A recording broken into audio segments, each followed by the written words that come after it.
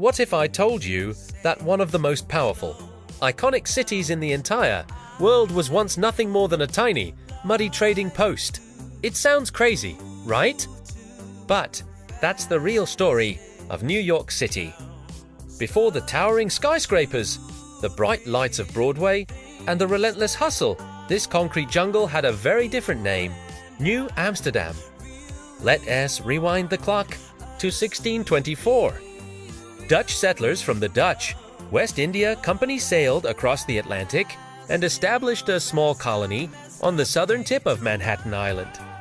Their goal wasn't to build a global empire, but simply to trade. They were after valuable beaver pelts, a massive fashion trend in Europe at the time. Life was tough, a constant struggle against the elements and the unfamiliar new world. They built a fort, laid out a few winding streets, and for a short while, this little Dutch town chugged along. But other European powers had their eyes on this prime piece of real estate. The location, with its incredible natural harbor, was just too good to ignore. In 1664, a fleet of English warships sailed into the harbor and demanded the Dutch surrender. The governor at the time, Peter Stuyvesant, a famously grumpy guy with a wooden leg, wanted to fight, but the townspeople, they were mostly merchants and families who didn't want their homes and businesses destroyed. They convinced him to give in without a single shot being fired. Just like that took over.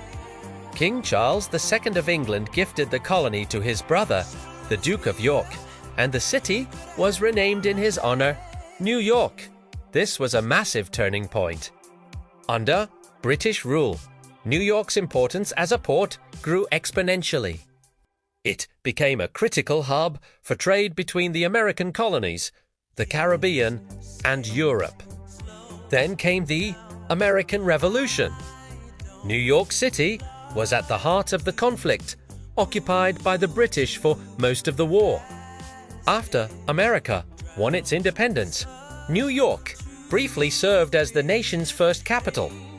George Washington himself was inaugurated right here on the balcony of Federal Hall on Wall Street. The 19th and 20th centuries brought even more dramatic changes.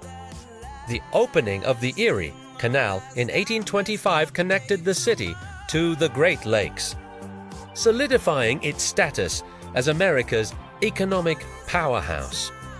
Wall Street began its rise to become the financial center of the world, and then came the people, millions upon millions of immigrants from Ireland, Germany, Italy, Eastern Europe, and beyond sailed past the Statue of Liberty.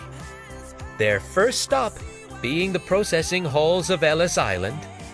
Each group brought their culture, their food, their dreams, and their incredible energy, weaving themselves into the fabric of the city and transforming it into the vibrant, diverse metropolis we know today. From a simple Dutch trading post chasing beaver pelts to the undisputed capital of finance, art, and culture, the story of New York is a story of constant reinvention, relentless ambition, and the incredible power of people from all corners of the globe coming together to build something extraordinary. It really is the city where dreams are made.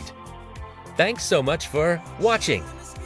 If you found this story fascinating, make sure to hit that like button and subscribe for more deep dives into history.